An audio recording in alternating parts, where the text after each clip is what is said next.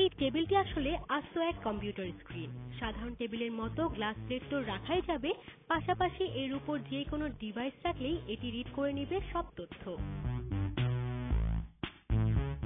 কি না করা যায় এই টেবিল টপ দিয়ে, যে কোনো কন্টেন্ট শেয়ারিং থেকে শুরু করে কার্ডের মাধ্যমে ট্রানজ্যাকশন। সাধারণ কম্পিউটারে প্রায় সব রকম কাজই এই টেবিল টপে করা যাবে শুধুমাত্র আঙুলের ছোঁয়ায়। মাইক্রোসফট এখন তাদের এই নতুন প্রযুক্তি নিয়ে জোরে সোরে কাজ করে যাচ্ছে। এর জন্য তারা তৈরি করছে একটি নতুন অপারেটিং সিস্টেম। মূলত ন্যাচারাল ইউজার ইন্টারফেস প্রযুক্তির সঙ্গে নানান রকম ক্যামেরা এবং সেন্সরের সংমিশ্রণে কাজ করবে এটি। ফলে যে কোনো ডিভাইস এবং ডাটা ডিটেক্ট করতে পারবে। থাকবে মাল্টিটাচ ফাংশন, যেন একসঙ্গে একাধিক ব্যবহারকারী এতে কাজ করতে পারে। এখন পর্যন্ত প্রযুক্তিটি নিয়ে পরীক্ষা নিরীক্ষা চলছে মাইক্রোসফটের ল্যাবে। তবে তারা আশা করছে আগামী 5 বছরের মধ্যে এই হাইটেক টেবিল টপ বাজারে ছাড়তে পারবে এবং খুব দ্রুতই ডেস্কটপ কম্পিউটারের জায়গা দখল করবে।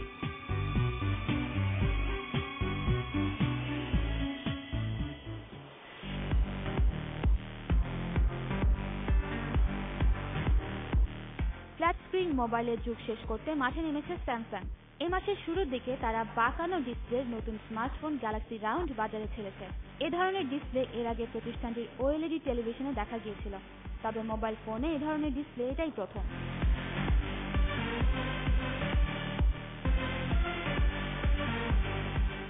আর একে টক্কর দিতে গত সোমবার আরেক প্রযুক্তি পণ্য নির্মাতা প্রতিষ্ঠান এলজি তাদের নতুন বাঁকানো পর্দার স্মার্টফোন জি ফ্লেক্স এর বড় উন্মোচন করেছে।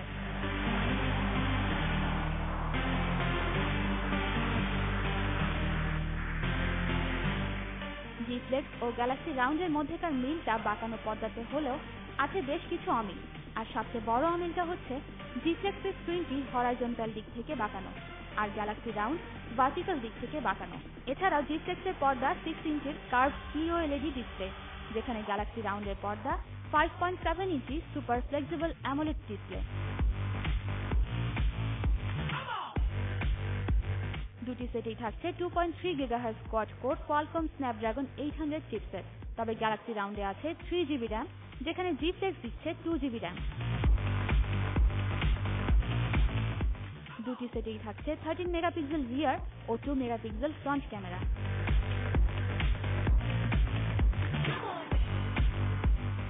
ব্যাটারির দিক থেকে এগিয়ে জি ফ্লেক্স। এর ব্যাটারির ক্ষমতা 3500 মিলিঅ্যাম্পিয়ার, যেখানে গ্যালাক্সি রাউন্ডের ব্যাটারি 2800 মিলিঅ্যাম্পিয়ার।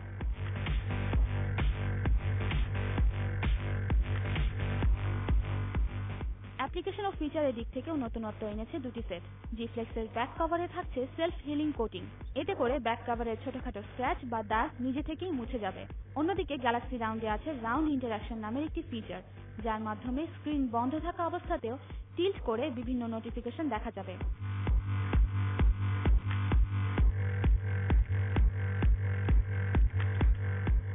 গ্যালাক্সি রাউন্ড ইতোমধ্যে দক্ষিণ কোরিয়ার বাজারে পাওয়া যাচ্ছে।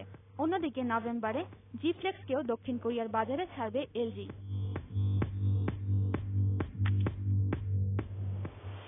দর্শক, আজকের শোয়ের শুরুতে আপনারা দেখেছেন মাইক্রোসফট সারফেস কম্পিউটিং টেকনোলজি।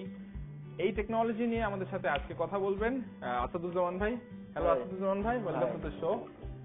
আমাদের দর্শকদেরকে ইনফর্ম করবেন এই মাইক্রোসফট কম্পিউটিং সারফেস কম্পিউটিং টেকনোলজিটা কিভাবে different from desktop and laptop computers. Microsoft নতুন এক ধরনের টেকনোলজি আবিষ্কার করেছে, যেটা পৃথিবীতে আর অন্য কোনো কোম্পানি এই ধরনের টেকনোলজি আবিষ্কার করতে পারেনি। এটা একটা বেসিক্যালি একটা গ্লাসের টেবিলের মতো, এবং এই গ্লাসটির ব্যাক এন্ডে যে জিনিসটা দেওয়া আছে মিলিয়নস অফ সেন্সর।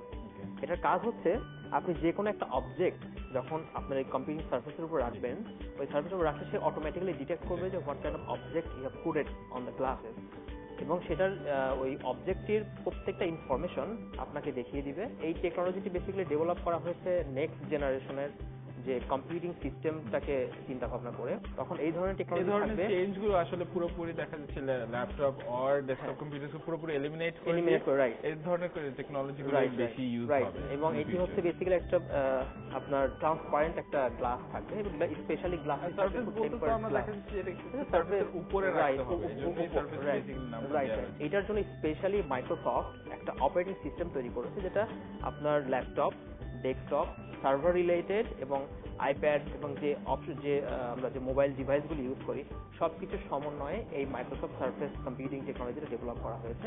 এটি মূলত আমাদের বাংলাদেশের জন্য অনেক বেশি হেল্পফুল না হলেও এটা বাইরে থার্ড ওয়ার্ল্ড কান্ট্রিগুলিতে কিন্তু অলরেডি অনেক পপুলার হয়ে আসছে, কারণ আপনার জিওগ্রাফিক্যালি লোকেশন, আপনি একটা মোবাইল রেখেছেন এখানে সার্ফেস, একটা ধরেন আপনার ঢাকাতে আছে একটা সার্ফেস, আর একটা সার্ফেস অন্য একটা দেশে আছে, যে কোনো জায়গাতে আপনি যদি মোবাইল ডিভাইস রেখে দেন, আপনার মোবাইল ডিভাইসটা যদি আপনি অন্য কোনো দেশে থেকে থাকেন ওইখানে যদি রেখে দেন, আপনি দুইটার সাথে কমিউনিকেট করতে পারবেন এবং কন্টেন্ট ট্রান্সফার করতে পারবেন।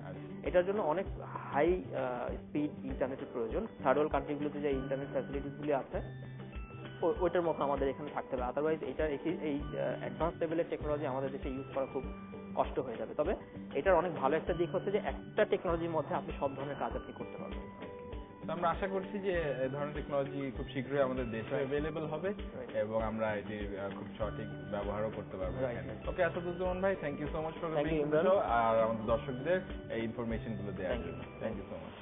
আজকে আপনাদেরকে কিছু ফেসবুক সম্পর্কে কিছু সিকিউরিটি, ফেসবুকের সিকিউরিটি নিয়ে কিছু কথা বলবো। সেটা হচ্ছে আমাদের দৈনন্দিন যেসব হোম ইউজার বা আমরা সবাই ফেসবুক ইউজ করি, কম বেশি সবাই ইউজ করি, তো ফেসবুকের সিকিউরিটি ইস্যু নিয়ে বেশ কিছু কথা আমি বলবো। সেটা হচ্ছে যে ইদানিং ফেসবুক আইডিগুলি খুব বেশি পরিমাণে হ্যাকিং হয়। আমি কি ধরনের সিকিউরিটি এনশিওর করলে আমার ফেসবুকের আইডিটা হ্যাকিং না হওয়ার সম্ভাবনা অনেক বেশি থাকবে। ফেসবুকের যে কনফিগার যে আইডিটা যেটা আপনি অলরেডি ইউজ করেন, সেখানে দেখবেন যে আপনার ফেসবুকের উপরে টপের দিকে এবং ডান পাশে দেখবেন যে সেটিংস নামে একটা আইকন আছে, যেটা দেখতে অনেকটা আপনি দেখতে পাচ্ছেন এখানে। এটা একটা সেটিংস আইকন আছে। এই সেটিংস আইকনে যদি আপনি ক্লিক করেন, এই সেটিংস আইকনে ক্লিক করলে এখানে আপনার দেখবেন যে বাম দিকে লেফট সাইডে আপনার নোটিফিকেশনস, মোবাইল এবং ফলোয়ার্স, এখানে অনেকগুলি অপশন আছে এবং প্রাইভেসি বলে একটা অপশন আছে, সিকিউরিটি বলে একটা অপশন আছে। আমরা যেটা করব, প্রথমে আমরা যেটা করব সেটা হচ্ছে আমরা এখানে মোবাইল সিকিউরিটি। মোবাইল সিকিউরিটি মানে হচ্ছে আপনার ফেসবুকে আপনি যখন লগ ইন করবেন তখন ফেসবুক থেকে আপনার মোবাইল নাম্বারে, মানে যে নাম্বারটি আপনার ওইখানে দেওয়া থাকবে, আইডেন্টিফাই করা থাকবে, ওই নাম্বারে আপনাকে একটা কোড পাঠাবে। ওই কোডটি আপনাকে এন্ট্রি করতে হবে, দেন তারপরে আপনি লগ ইন করতে পারবেন। এটা কেন করতে হবে? এই কারণেই করতে হবে যাতে আপনার ফেসবুক আইডিটি যদি আপনি ছাড়া যদি অন্য কোনো ইউজার যদি লগ ইনের চেষ্টা করে বা অন্য কোনো হ্যাকার যদি হ্যাকিং এর চেষ্টা করে, সেক্ষেত্রে আপনি বুঝতে পারবেন। আপনার দেখা যাচ্ছে আপনি কোনো এক জায়গায় আছেন যেখানে হয়তো আপনি ইন্টারনেট ইউজ করছেন না, কিন্তু আপনি মোবাইলে দেখতে পাচ্ছেন যে আপনার ফেসবুকের একটা আইডি চলে আসে, লগ ইন কোড চলে আসে, তখন আপনি বুঝতে পারবেন যে someone is trying to hack your Facebook ID. Mobile নাম্বারটা দেওয়ার পরে আপনাকে কনফার্ম করতে হবে। কনফার্ম করলে কি করবে, ফেসবুক থেকে আপনার ওই নাম্বারে একটা কোড জেনারেট হবে। ফেসবুক থেকে একটা কোড জেনারেট হয়ে আপনার মোবাইল নাম্বারে কোডটি যাবে। এই কোড নাম্বারটি দিয়ে আপনার এই নাম্বারটি অ্যাক্টিভ করতে হবে। অ্যাক্টিভ করার পরে আপনি তখন প্রথমে যখন আপনি লগ ইন করতে যাবেন, সাইন আউট করে আপনি যখন লগ ইন করতে যাবেন, সেটা আপনার হতে পারে ডেস্কটপ, হতে পারে আপনার ল্যাপটপ, হতে পারে। বাট আপনি দেখা যাচ্ছে যদি সবসময় আপনি দেখা যাচ্ছে ল্যাপটপ ইউজ করছেন বা আপনি আইপ্যাড ইউজ করছেন বা আপনি ডেস্কটপ হয়তো অফিসে আছেন, কিন্তু আপনি যদি আপনার ল্যাপটপ ছাড়া যদি আপনি অফিসের ডেস্কটপ বা অন্য কোনো ডিভাইস থেকে যদি আপনি লগ ইন করতে যান, সেক্ষেত্রে কিন্তু আপনার মোবাইলে একটা নোটিফিকেশন যাবে, একটা কোড জেনারেট হবে যে আপনি অ্যাকচুয়ালি ওই ইউজার কিনা, যে মানে অথেন্টিকেটেড ইউজার কিনা, ওইখান থেকে আপনার কোডটি জেনারেট হবে। তো আপনি যদি অথেন্টিকেটেড ইউজার হয়ে থাকেন তাহলে পরে আপনার মোবাইলে কোডটি যাবে এবং কোডটি দিয়ে আপনাকে সাইন ইন করতে হবে। এখানে আপনার যদি এই মোবাইল নাম্বার যদি আপনি যদি আরও থাকে, আপনি যদি 2-3টা মোবাইল নাম্বার থাকে, সেক্ষেত্রে আপনি ব্যাকআপ হিসাবে আরও কিছু মোবাইল নাম্বার অ্যাড করতে পারেন। এখন এখানে দেওয়া আছে অ্যাড অ্যানাদার মোবাইল নাম্বার। আমি এখানে অ্যাড অ্যানাদার মোবাইল নাম্বারে যদি ক্লিক করি, এখানে একটা অপশন চলে আসবে। এই অপশনটাতে আমি যেটা করতে হবে, আমি অন্য একটা আমার আরও যদি একটা মোবাইল নাম্বার থাকে, সেক্ষেত্রে আমি এখানে মোবাইল নাম্বারটা অ্যাড করতে পারবো। বাট মোবাইল নাম্বারটা যখন আমি অ্যাড করতে যাব, তখন কিন্তু আমার এখানে পাসওয়ার্ডটা আমাকে দিতে হবে। এই পাসওয়ার্ডটা দিতে হবে এই কারণে, কারণ আমি ইউজার কিনা, আমি অথেন্টিকেটেড ইউজার কিনা এবং আমি পাসওয়ার্ড চেঞ্জ করতে চাচ্ছি কিনা, এটা একটা সিকিউরিটি কোশ্চেন আপনাকে এখানে দিতে হবে। সেটা আপনাকে পাসওয়ার্ড দিয়ে লগ ইন করতে, আপনার ক্রিডেনশিয়াল দিয়ে লগ ইন করতে হবে। তো এটা দিয়ে আপনি লগ ইন করার পরে এখানে আপনাকে আরেকটা মোবাইল নাম্বার দিতে হবে, যেটা আপনার ব্যাকআপ মোবাইল নাম্বারটা। আপনি যে নাম্বারটা দিয়েছেন সেটা হয়তো কখনো বন্ধ হয়ে থাকতে পারে, হয়তো নষ্ট হয়ে যেতে পারে বা হয়তো চুরি হয়ে যেতে পারে। তো সেই ক্ষেত্রে আপনি একটা ব্যাকআপ নাম্বার দিবেন। ব্যাকআপ নাম্বার দিলে হবে কি, আপনার ওই মোবাইলে যদি কোডটি রিচ না করে, দেন আপনার ব্যাকআপ নাম্বারে মোবাইলের কোডটি রিচ করবে। এটি হচ্ছে মোবাইল সিকিউরিটি, যে আপনি পৃথিবীর যে কোনো জায়গা থেকে আপনি লগ ইন করেন না কেন, সঙ্গে সঙ্গে আপনার মোবাইলে একটা নোটিফিকেশন আসবে এবং এই নোটিফিকেশনে একটা কোড আসবে, যে কোডটি ফেসবুক থেকে আপনাকে পাঠাবে। এই কোডটির মাধ্যম দিয়ে আপনাকে লগ ইন করতে পারবেন। এবার game review. Let's check out this week's top 5 games.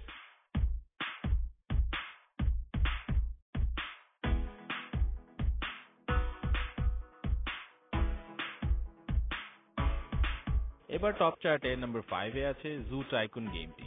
এটি চিড়িয়াখানা বানানোর একটি গেম ও অ্যানিমালগুলোকে ঠিকঠাক মতো পালতে হবে এই গেমে।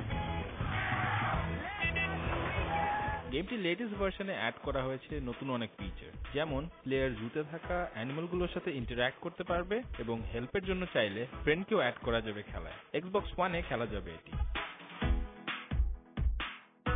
টপ 4 এ আছে ইউবিসফটের তৈরি ওয়াচ ডগ গেমটি। এটি এখন অনেক পপুলার। এই গেমটি মূলত একজন হ্যাকারকে নিয়ে। এই হ্যাকার ইউএসএ ডিপার্টমেন্টের সমস্ত ওয়েবসাইটকে হ্যাক করতে পারে। তার টার্গেট হচ্ছে ইউএস এর ওয়েপন সিস্টেমকে হ্যাক করে নিজের কন্ট্রোলে নেয়া। লেটেস্ট সব টেকনোলজি ইউজ করা হয়েছে এই গেমটিতে। চার্টের থার্ড পজিশনে আছে ফোর্জা মোটরস্পোর্ট 5। এটি মূলত এক্সট্রিম কার রেসিং গেম। এটাতে অনেকগুলো লেভেল ও লেটেস্ট কারগুলো অ্যাড করা হয়েছে। গ্রাফিক্স ও ভিজুয়াল এফেক্টস বেশ উন্নত ও অ্যাডভান্সড এই গেমে। গেমিং কনসোলে খেললে এটা বেশ এনজয় করা যাবে। টপ 2 পজিশনটি নিয়েছে কোয়ান্টাম ব্রেক। মাইক্রোসফট স্টুডিওর তৈরি এই গেমটি বেশ ডিফারেন্ট। এখানকার one of the best game. এখানে টাইম মেশিন ও আরো অনেক লেটেস্ট টেকনোলজি ইউজ করা হয়েছে। এখানে প্লেয়ারকে অ্যাকচুয়ালি ফিউচার কন্ট্রোল করতে হবে। টপ চার্টের শীর্ষে আছে মাইক্রোসফট স্টুডিও টাইটানফল। গেমটি ফার্স্ট পারসন শুটার ও মাল্টিপ্লেয়ার অপশনও আছে এতে। এখানে অনেক পাওয়ারফুল গেমিং ইঞ্জিন ইউজ করা হয়েছে, যার কারণে গেমটির অ্যানিমেশন ও ভিজুয়াল এফেক্ট অনেক চমৎকার। সাউন্ড এফেক্টও অনেক ভালো করেছে এই গেমটি।